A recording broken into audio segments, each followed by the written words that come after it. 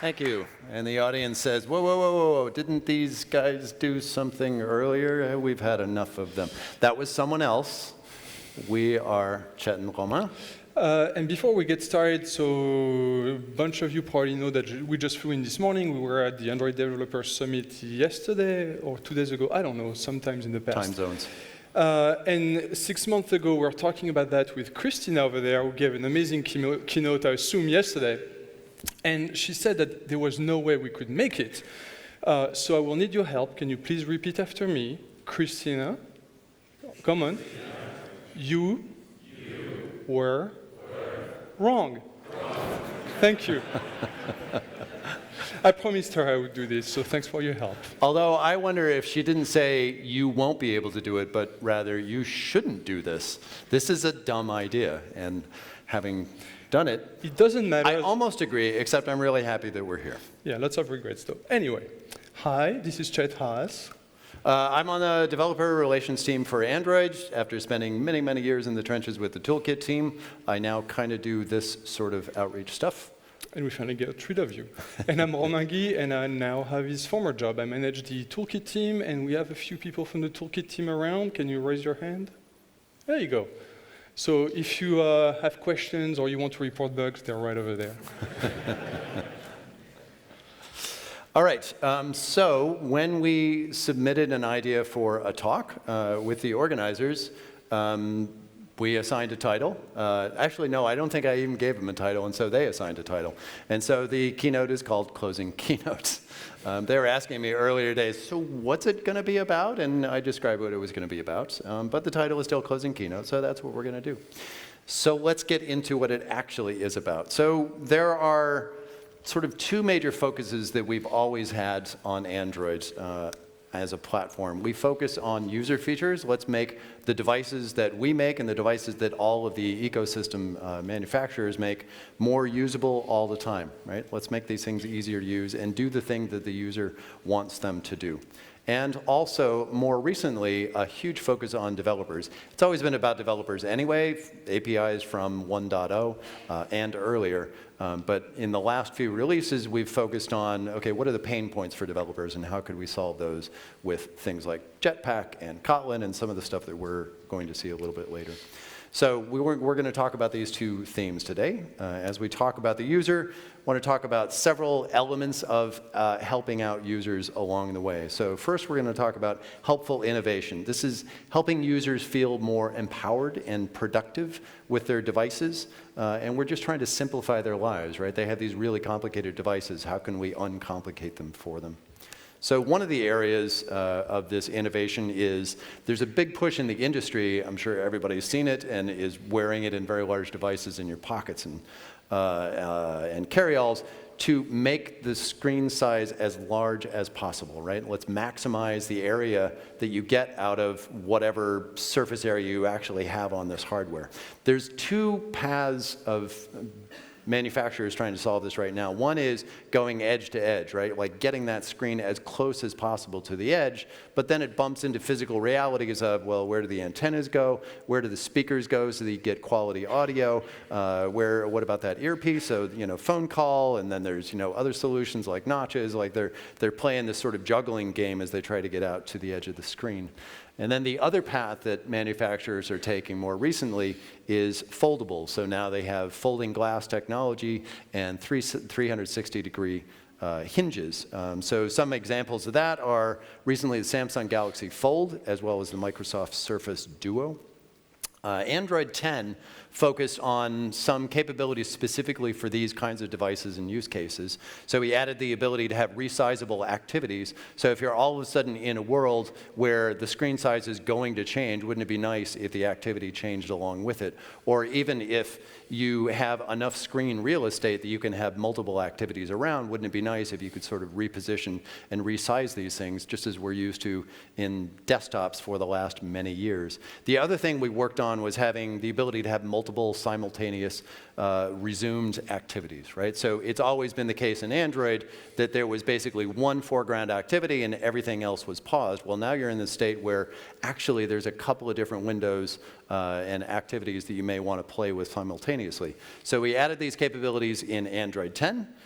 Which is really good, but it's not just adding to foldables, it's also making it more useful on laptop devices, so Chrome OS books, if you're running Android apps there, and just large form factor devices in general, including the, 175 million tablets that are out there running Android. So the more that we can add for the general use case of larger and expandable and flexible screen real estate, then the easier it is for you to write applications that cover this sort of wide variety of devices out there. Another area for users we've been working on is updatability, which I think everybody will care about. So we obviously run on this huge plethora of devices, right? And these are devices with, at least for us, sort of unpredictable capabilities. They're going to come out in all kinds of sizes and price points and CPUs and GPUs and memory sizes. And actually, manufacturers are really good at running new hardware on latest OS. The problem comes from, well, what about last year's hardware, right? What about the device that came out then? Wouldn't it be nice if we could actually update the OS on those devices? It comes down to a question of cost, right? Like, how hard is it for them to take the new bits that we just shipped in the recent release and then qualify it on that device, fix any problems, merge it with whatever patches they have in the drivers on that situation. And if it costs too much, well, their margins are really slim, so maybe they're not going to get there. So one of the things that we've been working on in recent releases is called Project Treble. Probably heard about it for a couple of years now. This is trying to separate the hardware-specific code from the operating system. We're pushing down further and further to the hardware with capabilities. Basically, you can think of it as an API layer below the platform, right? So we have APIs that you all write to with your applications. Well, now we have APIs at the lower level that the hardware manufacturers can depend on. And now we have the ability for them to do updates where we'll provide much more of the system, and their cost to update to the more recent releases is much lower because of that. So we've seen a lot of adoption more recently. So Android Pie adoption was, 2.5 times that of Oreo? Maybe that's because Pie is better than Oreo. I don't know. Android 10 is projected to have an even higher growth of maybe 5 to 6 times Oreo. And we also saw a huge impact on beta releases. So in the Android 10 beta period, we had 21 devices from 13 OEMs able to update, on a much quicker cadence than they could previously. So Treble is, not completely there in the ecosystem there, and we're still working on it, but it is already having a fairly significant impact. We're also working on the way that we do security updates. So another way that we try to update the ecosystem is if there's a really critical security fix, really critical bug, we want to get that fix out to as many people as possible. And we don't want to be stymied by, well, if it's a full release update, the carrier doesn't want to take it, the manufacturer doesn't want it, whatever. So we've tried to improve the security update process. We're doing fairly good now. 90% of the devices that launched since 2018 now get a quarterly security update, which is pretty good because that means that's 90% of the ecosystem that's actually getting the updates that we want them to get. We also have something that you may have heard of, we've been talking about recently, called Project Mainline, which came online in Android 10. It's now called Google Play System Updates because we like to add more words to our product names. So this standardizes modules of the entire OS. So Treble was about standardizing things at a very low level. Mainline, or Google Play System Updates, is about standardizing things in the OS where now the manufacturers can just sort of take this update to this part of the system and know that it's not going to affect their part of the code somewhere else in the system. So we've got several updates. So the main work going on in 10 was about the overall sort of infrastructure and capability for having this updatable system image or these modules in the system, as well as providing some of the fundamental ones that we wanted to start with, including cryptography and the media framework. Security updates. Oh, I talked through all of these. Wow, Google Play System Updates. So there are some interesting things about the mainline system. One is a new packaging format called Apex, which stands for Android Pony Express. I'm not sure who's in charge of the code names. I've never been sure who does, the dessert names, none of that. Nobody asks me. That's all I want to, always been I have a nothing problem. to say. All right. I know why we don't ask you, but The Apex system is kind of like APKs, except these are things that run at boot. They added the capability to do a sanity check. So if it turns out that this update is causing a battery regression, we want the ability to back that off, roll back the changes, and revert the file system. There's also a bunch of new release machinery to be able to do a stage rollout, A/B testing, stuff like that. The whole goal of this, like I think it's kind of obvious, is like the more we can sort of auto-update things and make it as painless as possible for manufacturers, then the more we can get everybody, all the users in the world, up to speed on similar and more recent versions of the platform, which is getting everything better for developers, right? So like if you can depend on the capabilities that users have for having more recent versions of the platform, then that's kind of good for everybody.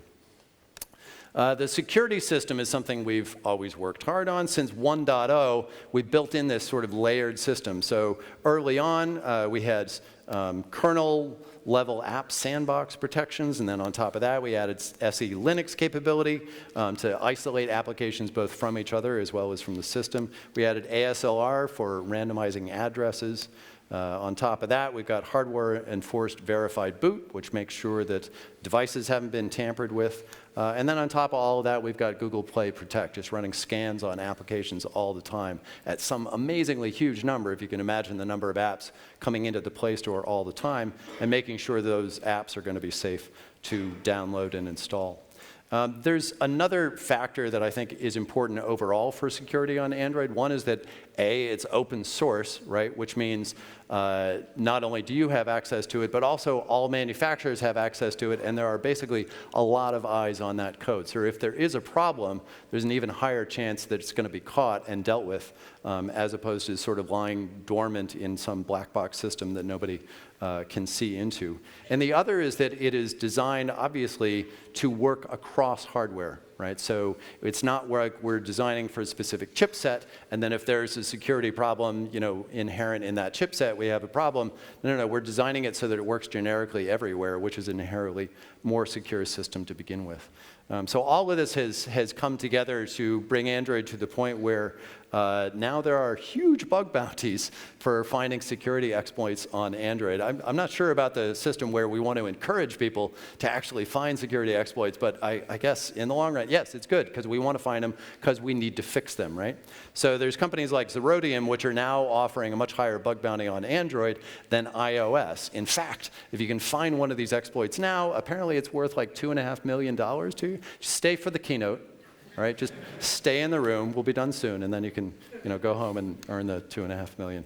Or hopefully not, because hopefully the bugs aren't there. So the last three I want to mention for users are all sort of linked together. These three are inherently changes that we're making for the benefit of users, which highly affect your lives as developers. I think some of these have caused pain for you, and I apologize for that. However, I'm going to talk about a lot of details of exactly why we did these changes, because you have to think about them in the context of what they are doing for users to understand why we're making these changes. We never make arbitrary developer changes where you have to react to behavior changes on the platform. That is not something we ever want to do. It is sometimes something that we have to do. Right? Yeah, so and when we started Android, the way we designed it, we wanted Android to be as open as possible, and it shows through many APIs. And maybe we went a little too far, and we gave developers too much power. And it took years for us to realize that some of those APIs were dangerous for the users or could be misused in various ways. So that's why, unfortunately, we had to crack down a little bit. But we're going to go through some of them in detail. And it's not saying at all that because we have these capabilities, then application developers do bad things with them. Absolutely not. There are a lot of apps doing the right thing. They have totally valid use cases for having access to the things that they have. But those capabilities do provide flexibility for other people that maybe don't have as good an intention or have the user in mind to do things that we really don't want happening on the device. So we need to protect it overall and do the right thing for everybody. So one of those areas is battery life, things that apps, this comes down to what can apps do in the backgrounds. Applications tend to have a sort of myopic view of this is, they installed my application, obviously this is the most important thing in their life, and therefore I should be able to do everything at all times, and then the battery goes down. Because if all applications are behaving like that, well, that means that there's a lot more running on the device than the user wants at any given time. Another area is privacy. This has always been important, and it's always been something we've been working on, but it's even increasingly important in the last few years for various reasons, where it's really important for the user to know that their data is protected and to know what's happening with that data. Right? So how can we protect that data, and how can we make them aware of what's going on, give them the transparency and control that they need to know that the device and the applications on the device are doing the right thing. And then finally, usability. How can we make using these devices just more predictable to the users? And how do we need to change the system in order to enable that? So these, as I said, are together the thing that I think of as the platform behavior changes that we've had to make for users, but which affect developers. And I want to dive into a lot more detail on some of these. So I think of these 3 tiers. It's the battery power, basically making sure that the battery lasts as long as possible and reduces all of the things that are running that make that really difficult. Another is privacy. The one in the middle, the shield there, beautiful icon that I think I stole from some clip art in our tools. Protect their data, right? Protect their data and make sure that they know what's going on with their data, because it turns out that's really important to users, right, for obvious reasons. And then finally, usability. Let's make sure that we can give them usability of their device that's just more predictable and pleasant.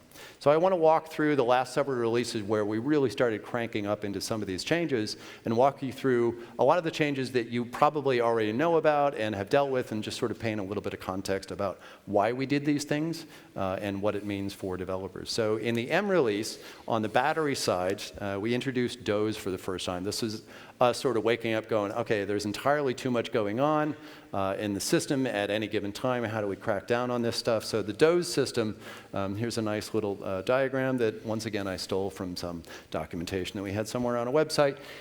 The phone's running along, and then they set the phone down, and it's on battery, and the screen is off, and it's not moving, right? Well, this is a pretty good heuristic for us to know that the user is not using the device and really doesn't need it to do anything. So then after a few minutes of this, we just start cracking down on things and limiting the amount of things that can happen in the background from these applications. And then we'll wake up occasionally. Clearly, you still want some activity there. The user still wants to know, when an email arrives or a chat message or whatever it is. And so we'll wake up and have these sort of sync points, and then it'll go to sleep again. And in the meantime, it got to go to sleep and not use all of these facilities that actually take a lot of power. And it's very important to have those sync points, because we can batch a lot of updates, because every time we have to wake up the CPU or the network or the GPU or anything like that, it costs a lot of energy. So if we let the apps wake up at different times, then the phone really never goes to sleep, and we're wasting all that energy. We talked to a couple of the people from the Doze team on the podcast. This must be 3 or 4 years ago now.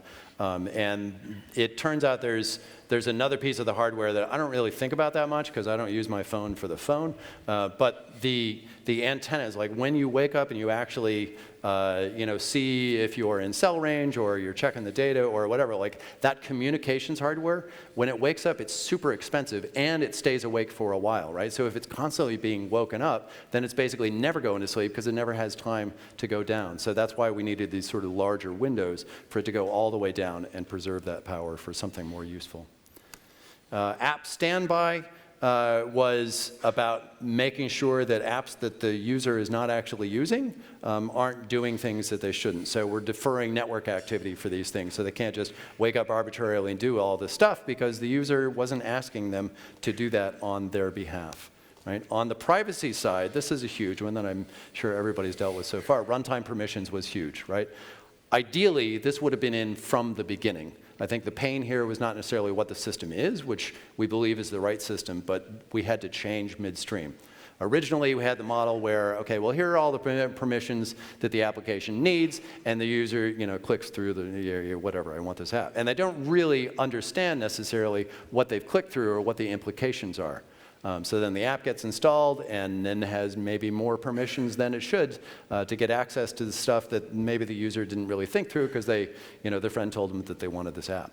So runtime permissions are about, you have to request that in the manifest, but then you actually need to ask for those permissions as it goes, as it runs on the device, right? So you give the user more context saying, oh, I need access to the phone call log for the following reason, and then the user goes, yeah, that makes sense to me, okay, I can give you the permission, or why do you need that? And even more importantly, then they have the ability to disable permissions. If they find out that an application is using something, like they can go and see what the permissions are in these apps, and they can disable it, saying, this application for viewing cat videos really didn't need the call log. Why don't I just turn that off? And again, it's all about giving the user the information about the data, about their private data, as well as allowing them to do something about it. Disable in settings. You said that already. I did. I was like, that seems like a repeat of what just came out of my mouth. All right, then we're on to the end release. On the battery side, we've got Doze++, or Doze Lite, or I think we also just called it Doze. So now we didn't need the phone to be still, right? We can also detect the situation where, the phone is in motion, but the screen is off and it's on battery. So we can go into a lighter Doze mode, and then when it actually stays still, then we can go into the heavier Doze mode that we had before. So same idea, just more so, and more time spent in Doze mode to just save more battery.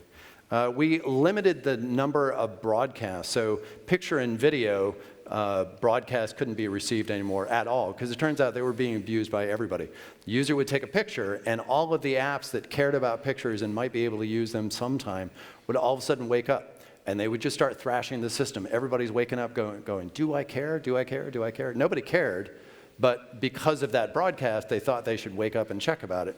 And all these things wake up, and then system thrashes, and they're all getting killed in the background. Horrible. And I've seen that happen specifically because of connectivity broadcasts. Like when I was biking in the hills, like where I live, there's poor cell reception, so the phone is constantly switching network. And it turns out at least back then, when you had an Android Wear device, for some reason, all the Wear apps wanted to know about changes in the cell connectivity or the network connectivity. So every time there was that change, the phone would wake up like all the apps that had a Wear component in them. Of course, we couldn't load all these apps in memory at the same time, so they would get killed and so on. And when I looked at the logcat, within like a minute, 200 processes were woken up and killed and woken up and killed. And so much was happening that even the music couldn't stay up in the background. So that's a horrible user experience, and there's nothing you can do about it. So that was one of the reasons why we had to stop that. On the privacy side, we limited the ability to get to directories and files. We sort of saw this hole in the system, said, oh, these are permissions that apps shouldn't really have. Why don't we lock those down? In the O release, on the battery side, so wake locks are really important, right? This is something that we introduced to the Linux OS that we had in early days, because you need the phone to stay awake during certain operations. You don't want it to just say, I'm going to sleep now, and it was in the middle of a phone call, right? So you can say, no, wake lock, stay awake for now. But this means that it is up to the apps to actually release that wake lock. It's a really expensive thing to hold because you're keeping the phone awake. We don't want the phone awake. We want it to go to sleep. We want to preserve that battery power. So now when an app has gone into the background, it's in a cache state, which means that it's kind of next on the list for getting killed when the task manager needs to retrieve some memory, then we'll just go ahead and auto-release the wake lock, because clearly the user doesn't need this anymore, and we need to get rid of it so that the phone can go into an idle state. It's no longer possible to put these, all these implicit broadcasts in your manifest and sort of automatically get callbacks for these things, just like the stuff that we were talking about on the previous slide. Background app limits. So a lot of what we've done in the last few releases is specifically around background apps, right? All these things that are happening, like I've installed these, book readers on my phone, and then I didn't end up using them on my phone, and I would look in Logcat, and they would just be spewing constantly. They're running in the background doing all this stuff, even though I've never launched the application, right? So why are they doing that? And in fact, we kind of agreed. Why are they, and why can't we stop that thing? So now, if you're running in the background, you can't create a background service, and you also can't get location updates that frequently. This tends to be expensive, so why don't we crank down on that? If you're running in the background, you probably don't need constant location access, because that's not what the user wants right now. And we also started taking a look at IDs. So we made it so that we really don't want you to use non-resettable Android hardware IDs. Right? So a lot of apps were using this for identifiers for, did you purchase this application or whatever. But what if I'm sharing this phone with somebody? Or what if I reset the phone and I sell it to somebody or give it to somebody? Like, well, now you're tracking data that is wrong, and you probably shouldn't have my data on their device anyway, right? Or information about me. And also, like, it's possible maybe to track information since there's only one ID. Does that mean that, like, this application get information associated with that, and then some other application get access to this? So bad things in general. So user IDs or device IDs need to be resettable. We pointed people toward Android ID, and then we made changes to the system later as well. Wi-Fi scanning info requires location permission. It turns out if you have information on routers, you can get information on location, right? There is information out there in the world where you can sort of translate from one to the other. So if it's possible for you to go out and scan what routers you're in range of, well, then it's also possible for you to indirectly get information about location. Well, the user didn't give your app permission for location, so now they have to. So now we're into the P release, getting more and more recent. On the battery side, apps stand by buckets, so we started classifying apps. We said, okay, well, if it's the active application you're running in the foreground, yep, you can get access to everything, that's fine. It's clear, there's a really clear signal from the user that they want this application to have access, so all that's good.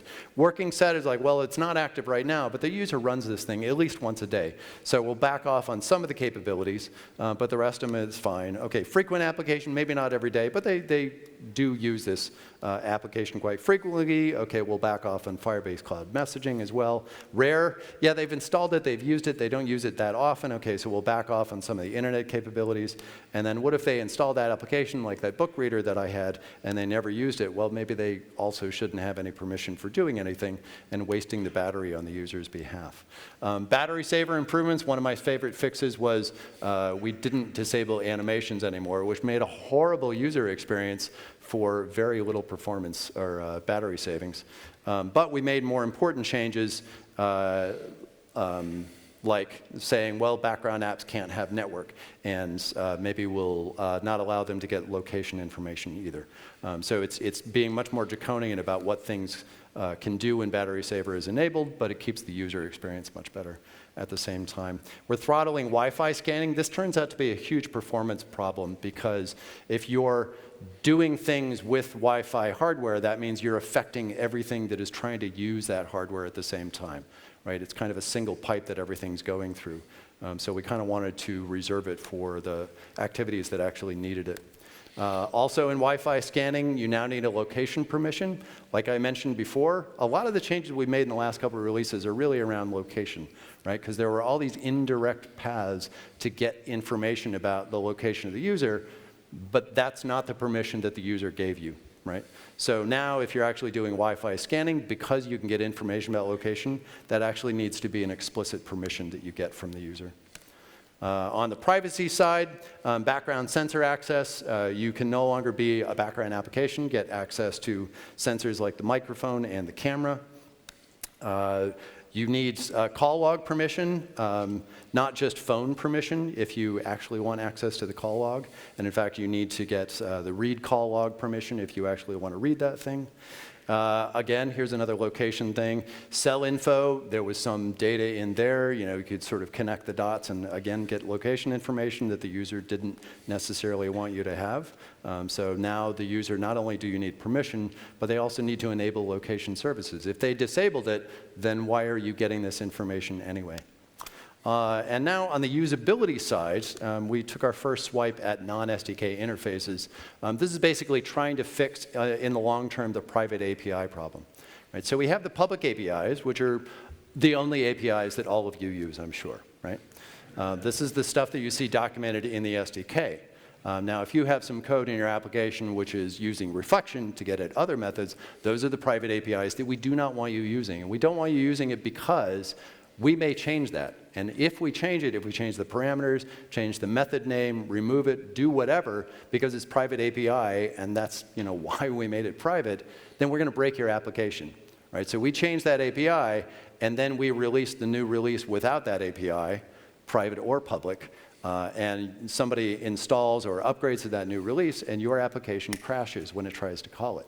Right? That's a horrible user experience. We're trying to make this thing more predictable and usable for people. Right? So what can we do to fix this problem? Well, we can start cranking back on those private APIs. We take a look at this use case by use case and say, does this functionality need to be in the platform? Like, is someone just arbitrarily calling something private when something is in the public API and they just didn't get around to finding out what it was? Or do they need access to capabilities which are totally valid and we just hadn't seen that use case yet, in which case maybe we can make that public or do something similar. And we have also seen strange things where applications were calling into private APIs to do something that was a public API since Android 1.0. So if you're doing that, please come to me after the talk to tell me why you're doing this, because maybe I'm missing something, but that sounds like a bad idea. I've even seen things where apps are accessing raw fields directly instead of calling a getter that's always been there, or a setter, right? Well, it's there. It's maybe they're following like early Android advice, like no, never access a function overhead. I don't know. So reflection? That makes no sense. Yeah, no, I don't get it. So yeah, please tell us what we're missing here. All right, now Q on the battery side. Wi-Fi, some applications automatically enable Wi-Fi. No, that's a user option, right? If the user doesn't want to use Wi-Fi, that is their choice, not the application's choice. So instead, we introduced a cool little facility in the UI. So instead of having to tell the user, hey, you need to enable Wi-Fi, go over to settings and then click on the following, and you know, they're never going to come back, they're never going to figure this out, whatever. You can launch UI in the context of your application that allows them to do this.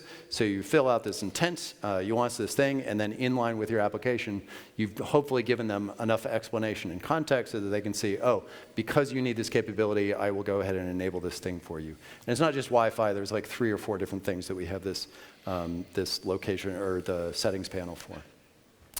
On the privacy side, scope storage, we've talked a bunch about this, making sure that by default, applications only have access to the files that they created, right? Not files that other applications created. There are obviously cases where applications may need access to files that other applications created. Sure, that's valid, but you need to get permission, again, from the user. So for example, maybe I want access to the photos that the camera took. Okay, that's great, but you need to get permission for that thing.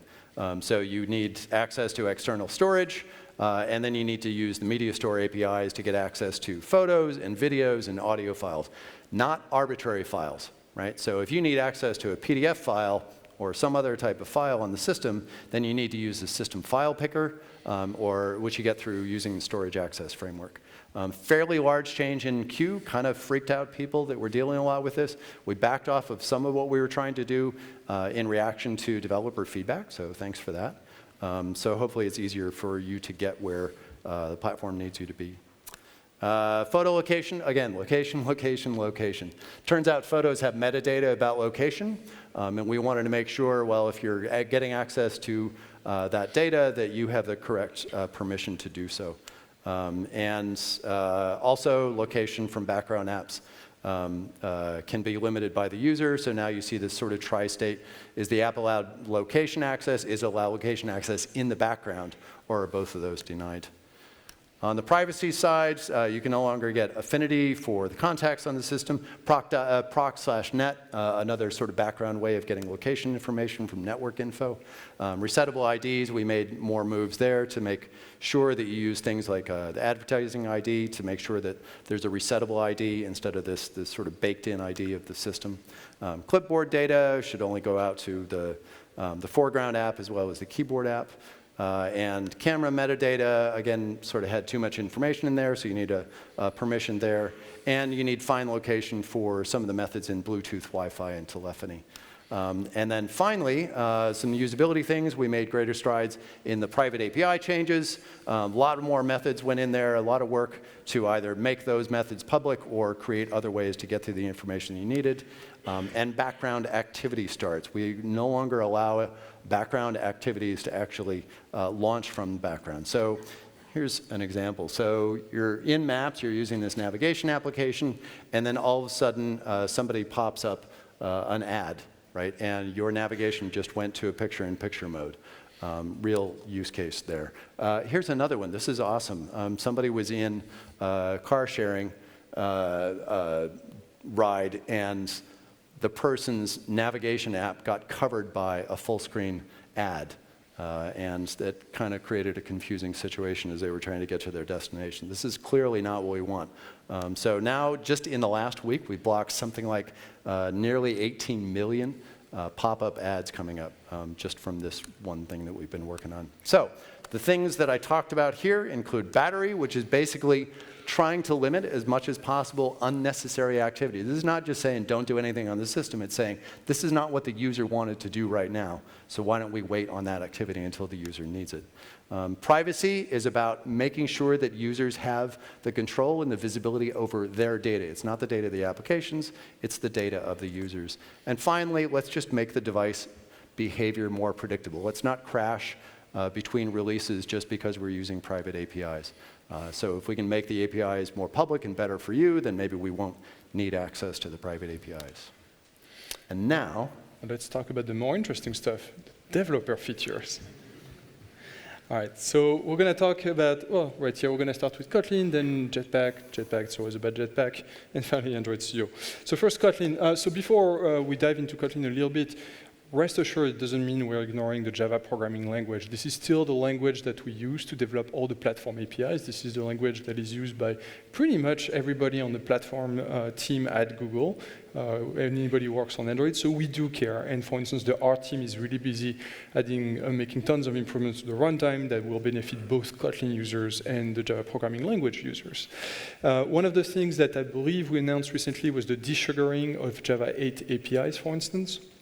So you can start using some of the Java 8 APIs and have them run on older versions of Android where those APIs are not available. So the tool, you have to use the tool D8 or R8 to make that possible.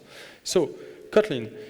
We told you many times we adopted Kotlin because we saw its rise in popularity, amongst you, so the community. And over the years, there were many languages that you told us that we should adopt, but none of those languages were as popular as Kotlin. And we saw a lot of clear benefits to Kotlin, so we decided to adopt it. So here on the screen, you can see a bunch of apps that are available on Play Store that are already using Kotlin. There are a lot more than that.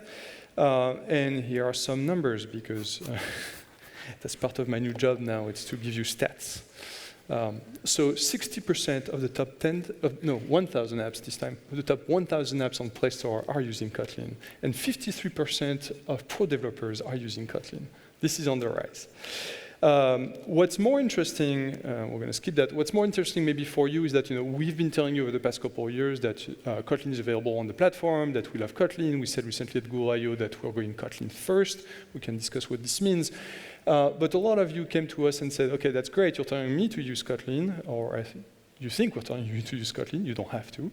But the question is Google using Kotlin? And the answer is yes. It's taking us more time than it might compared to most companies, because Google is a very large company, and we have a very, very massive code base, and we have a lot of very custom internal tools that don't exist anywhere else. So we had adopting Kotlin internally at Google. On the Android team, it was easier for us because we live in a slightly different world.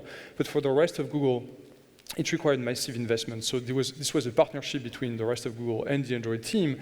And now several major applications at Google, including Drive, Google News, Sheets, Slide, and the Nest application are already using Kotlin in production.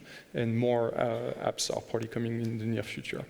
We're also working very closely with JetBrains. So JetBrains, for two reasons. First, JetBrains makes IntelliJ, and Android Studio is built on top of IntelliJ. But JetBrains also built Kotlin. So obviously, we have several reasons to work very closely with them. And here's a number of things that we are trying to do with them. We want to increase the compilation speed of Kotlin. We know that in some cases, using Kotlin might affect your build speed. It's not always the case, but it happens. KPT, the annotation processor, we're working on having incremental annotation processing.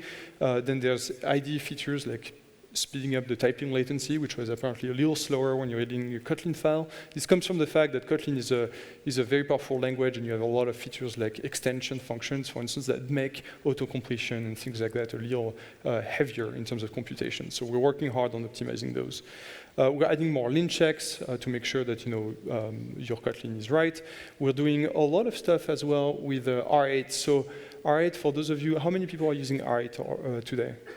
Okay, that's better than before. Everybody should take a look at R8. Basically, R8 does the kind of things that ProGuard does. It will try to shrink the size of your app, but it also does a lot of optimizations. Actually, if you're interested, Jack Wharton, I started writing a series of blog posts where he describes some of the optimizations that R8 does, and more importantly, he explains how those optimizations work together. So R8 can look at the entire application. It looks at the entire APK effectively. So it can do optimizations that the compiler cannot achieve. For instance, if you have a public function that we can find all the usages of that public function in your app and make some optimizations about it. The compiler doesn't know how the public function is going to be used, so it can't do anything. And we're doing more and more optimizations in R8, so it's definitely worth using. Jetpack Compose also loves doing stuff with R8. Something coming from JetBrains that we find interesting, so in IntelliJ or Android Studio, there's a Kotlin REPL that's a little hard to find. I'm not sure how many of you have used the REPL before? Very few people. Actually, how many of you are using Kotlin? All right. So you're already convinced. Anyway, so the REPL is basically an interactive shell where you can just try out something. So for instance, if you're wondering how to use a certain API, or if you forgot some syntax, you can just type it in that interactive shell and test it right there, instead of having to create a test project or putting it in your application. I actually like myself to use this Kotlin playground. It's just a web page. So you can write an app, and you can just run it right there in the web page. So it just takes a couple seconds. We are also partnering with Udacity. We have several courses on Kotlin already. There's a new one on Advanced Android, and I'm going to put on my sales hat. So you can now get a certification on Udacity for the low price of $149. But for the next 3 months, if you go look at the Android Dev Twitter feed, you'll see that there's a code you can use to get this for, I think, $99. We're also expanding our GD, so the Google Developer Experts program for Kotlin, because Kotlin is now also available in other suites of products at Google. So it's not just Android, it's also Google Cloud, for instance. And we're expanding this program to more than just Android. All right, on to Jetpack. Jetpack, or formerly known as AndroidX, formerly known as the support library, formerly known as random libraries that we ship. It's always confusing, we know, because Jetpack is kind of our marketing name, and you know it as AndroidX. I'm sure there's a PM screaming somewhere in California right now if they heard me say that. Anyway, so Jetpack is our suite of libraries that we provide to help you with the compatibility across multiple API levels. It's also a way for us to provide you functionality that are not available as part of the platform and should probably be not part of the platform. We mentioned several times that we heard you loud and clear. You want us to be more opinionated and to give you guidance. So for instance, the architecture components that came out a couple of years ago were one of those first libraries in Jetpack that were not about compatibility. They were about helping you build and design your app and architect it. So if you don't know what architecture you want, if you don't care what architecture you should be using, we have an answer for you. It's not the only answer. You don't have to use that answer. I know there was a talk just yesterday at ADS, the Android Dev Summit, about Dagger, where we do recommend Dagger as the dependency injection solution. You can use something else, that is okay, but if you don't care, you don't want to think about it, we are telling you you should look at Dagger. Jetpack is used heavily by most of the apps on the Play Store, so again, I'm going to give you some stats. It's in over 84% of the top 10,000 Play Store apps, which means probably all of you are using one or more of the Jetpack libraries. Yeah, thank you, Chet. And it's used by 70% of pro Android developers. So yeah, Jetpack, now I believe we have something like 70 libraries or more. A lot of those libraries are built by the Android Toolkit team, so we have a few representatives of the Jetpack team right here. But we are also writing Jetpack libraries in partnership with other teams at Google. A good example recently was CameraX. It's done obviously by the camera team. We have nothing to do with this. So it's nice to see that this is a new vehicle, it's a new delivery system for us to bring you more and more functionality that will help you. And so I would like to talk about some of the work we've done in Jetpack over the past few months since Google I/O. One of them was the benchmarking library. So we announced the benchmarking library at Google I/O. It's now available as a release candidate, and I believe there was at least one talk today or yesterday on this topic. And this is a screenshot from one of our dashboards. So benchmarking basically helps you measure the performance of your app. This can be very difficult because you have to take into account a lot of things. For instance, if your app is debuggable, you're not running with the full power of the JIT in the runtime. If you're not pinning the CPU clocks, because of thermal throttling, sorry, hard to say, the performance of your app may vary for no fault of your own. So it's actually very tricky to get stable performance numbers when you measure something. And fairly frequently, I see blog posts online that try to compare, for instance, constraint layout versus other layouts or whatever you can think of on Android. And it's very rare that I see information about what was the CPU frequency, what device did you use, how long did it run, this kind of stuff. And so benchmarking is here to solve those problems for you, or at least give you guidance on how to do it right. The benchmarking team gave a talk at ADS? Yes. Right, so I'm sure that's posted already live on YouTube, and there was also a podcast with them on ADB. And importantly, we use this benchmarking library ourselves to track the performance improvements and regressions of several Jetpack libraries. We have, for instance, a public dashboard of the performance of Jetpack Compose, and that's how for this summer we caught a bunch of regressions, and you can access this dashboard, and you can see every time we make a commit, we run a bunch of tests, and we can see if we are making things better or worse, which is quite useful. View binding, we also mentioned it at Google I/O. It's now available if you download Android Studio 3.6 Beta 1. You can start playing with it. You can think of it as a trimmed down version of data binding that is specialized to just replace find view by ID. So the idea here was to get rid of find view by ID in your code, but to not introduce something like an annotation processor, because we care about build speed. We know that build speed can be an issue for a lot of you. And so view binding was designed to be as fast as possible and the least intrusive as possible. So you have an example here on the slide to see what it looks like. For every XML layout file, we generate a new class that contains all the binding you need plus an inflation method. What's interesting about the view binding is that it does look at the various versions of a layout. So for instance, if you have a layout that's available in multiple configuration, view binding will try to figure out what is the type of a view for a given ID that can be used in all the configurations. So if you have a text view with the ID foo, and you use that text view is named the same in all your configurations, view binding will give you a text view type for that field. If that text view, for instance, is an image view in another configuration, view binding will just make it a regular view instead. So it's a quite type-safe solution of solving this issue. So it's a trimmed-down version of data binding specifically for find view by ID. Why didn't we call it data finding?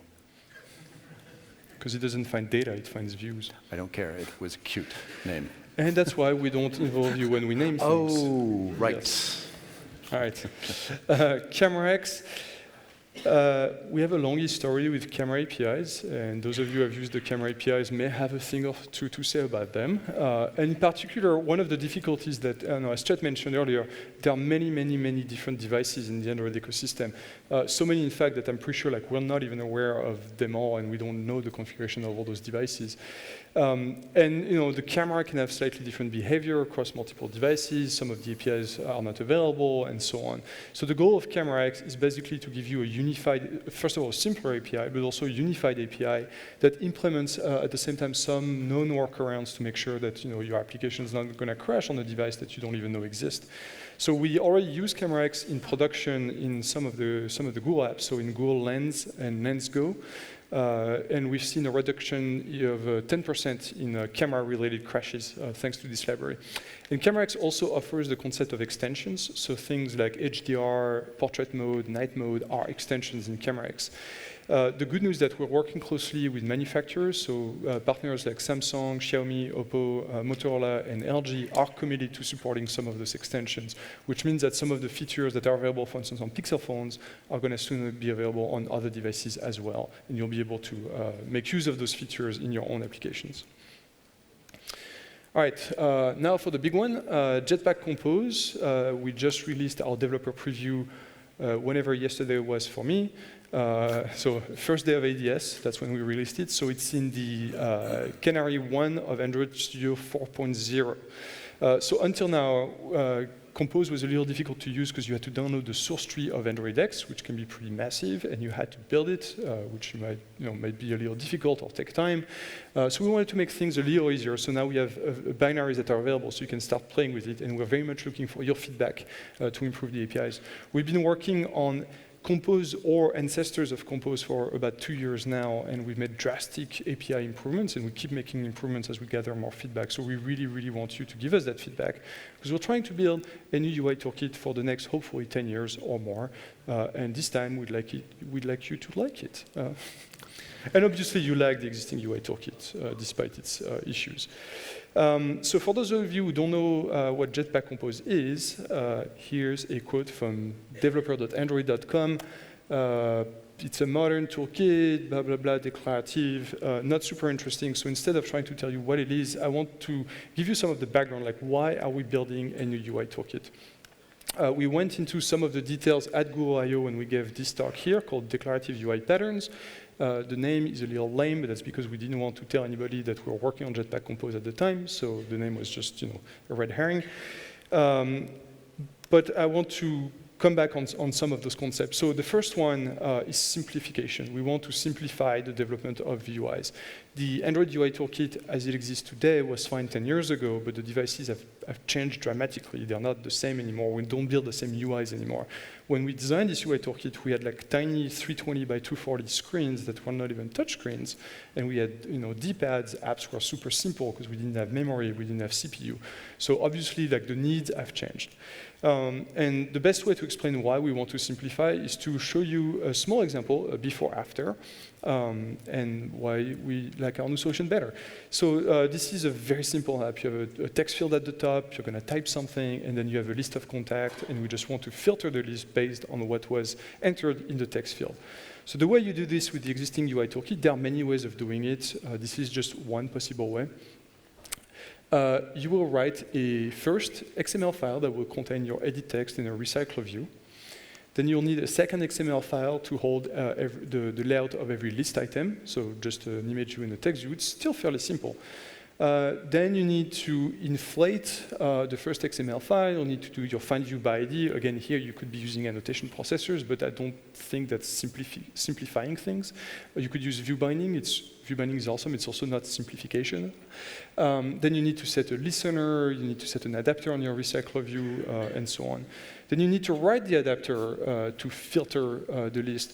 So there are probably simpler ways of doing that. I know that there are harder ways of doing that because when I was writing this slide, someone gave me that code, and I felt bad because I wrote the filtering APIs for adapters, and I don't remember how to use them.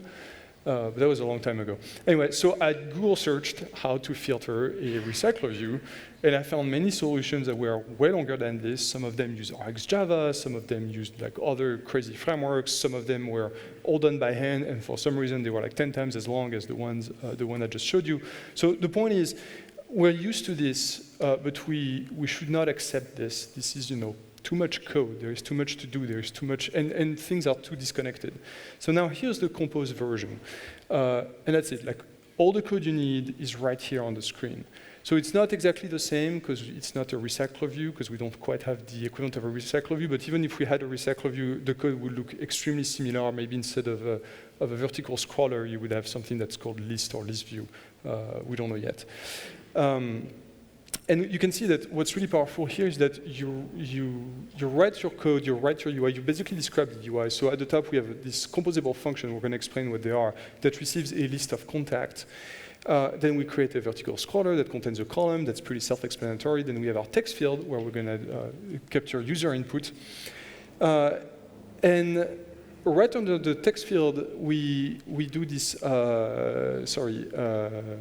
We do this for each. So we take our contents, our list of contacts, we filter it by the content of the text field. Then we do a for each loop, and for each element of the filtered list, we just output a row that contains an image and text, and that's it. So maintaining that code, reading that code, even if you didn't write it, is a lot easier than all the mess that we just saw, and especially because everything is in one place. So another thing we wanted to do with Jetpack Compose is fix what's broken. We have a lot of regrets, our APIs. It can be just names, widgets that should not have been part of the framework. I'm sure you have a lot of regrets on our behalf. One of them that we love to use as an example is view.java that currently is over 30,000 lines. That's probably bad practice. To be frank, it's a lot of Javadoc and a lot of comments, but it's still a little too much. And the problem here is that over the years, we've accumulated, there are bugs that we cannot fix because a lot of apps are relying on them. There's also architectural decisions that make it very, very difficult to evolve the UI toolkit. We'd like to take it, to make it more powerful, to make it faster, to make it whatever you want. But we can't really because we're stuck by, all those layers that we've accumulated for 10 years. And that's why, we want to start over. Another thing we like to do is to stop cheating. Chet mentioned private APIs. We have a lot of private APIs in the Android platform. We have this thing called @hide. How many of you have ever seen the @hide annotation in our code? All right. So for those who don't know, if you look in the source code of AOSP, you will see that little Javadoc annotation all over the place. Java doesn't really have a way to make something, to make a function public for another package. So the way we worked around that is we use public APIs, and then we mark them @hide.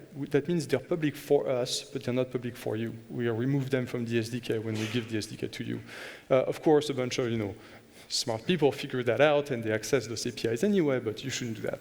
And there is a problem there because we can't unbundle the existing UI toolkit. Even if we wanted to say give you a support library version of TextView, we can't because TextView uses a ton of those private APIs. So we can't extract it from the platform. Or if you want to take one of our existing views and just customize it to do something that we are not providing, you can't do that easily because you have to use all those private APIs that you don't have access to.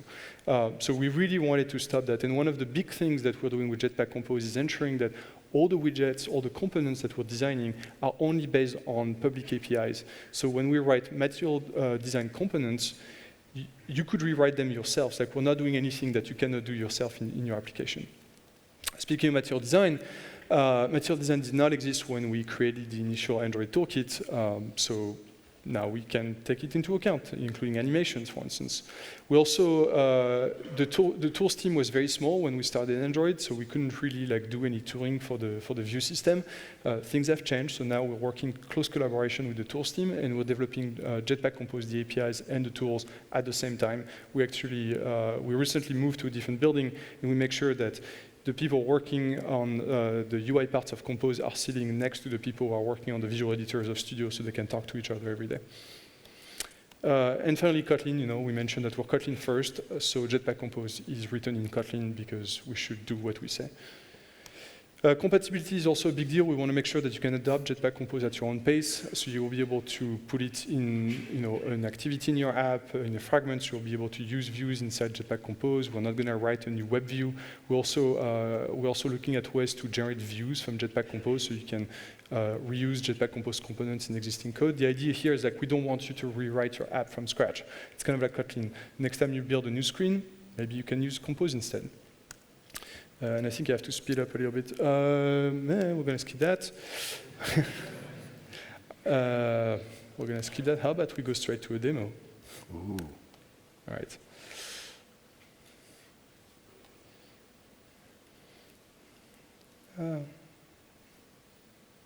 Too small. Sorry. All right. Go with Keynote. It was my emulator. Great. That's what happens when you use, unreleased versions of everything on your laptop. Snapshots work really well. They're really fast. All right. So this is a very simple photo gallery app I was writing in Compose. It's empty right now. It's not very interesting. And if we look at the code, and that is the wrong code, this one. So I wrote this composable function called a photo card. So it takes a photo object as a parameter, and photo is just a data class that I wrote. It has a title and the description and an image. And I'm not going to go into the details about how the photo card is built.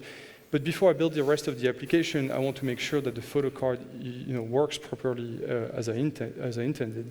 So what we can do is use a very interesting new feature of Android Studio.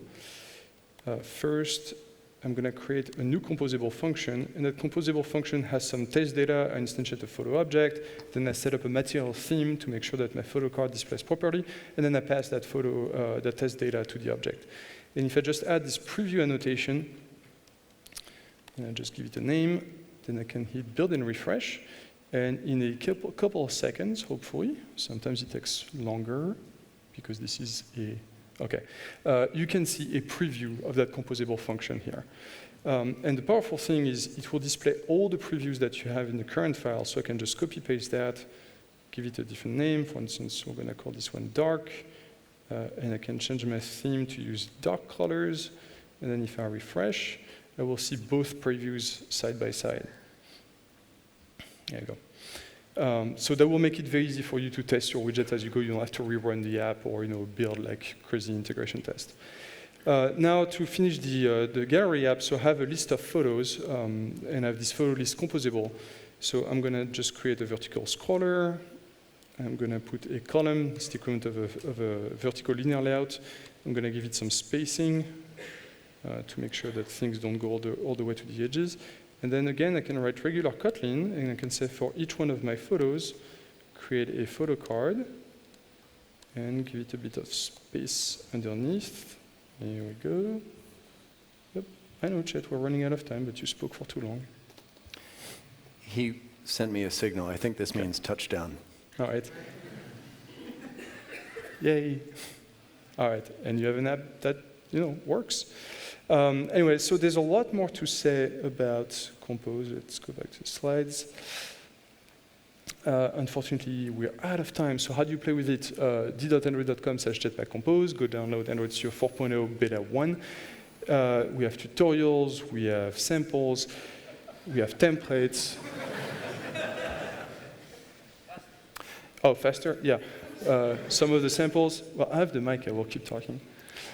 Here I would give you demos of the layout inspector in Android Studio, for instance, which is very cool. But we can't, and motion layout. We improve performance of Studio to make it easier for you. There are Chet put a slow animation so I can't go faster. Thank you, Chet. We're improving build speed. Oh yeah, that one is really cool. We're showing you a graph that will tell you what is slow in your Gradle build, so you can find out who's responsible for making your build slow, and you can go blame them. Anyway, so again, that's all in the 4.0 Canary 1 preview. So please go download it and give us feedback. But remember, it's a Canary, so things are already fresh and raw, and they might not work exactly as intended. And a bunch of cool things. Should I keep going? All right. Yeah, we know how releases work. Let's go through there. Very quickly, we had Android Developers Challenge 12 years ago. Now we have a new Android Developer Challenge. With better graphics. And go to the site to learn more, submit ideas. We're going to bring in the 10 winning teams, have them develop the apps, talk to the experts. What was it?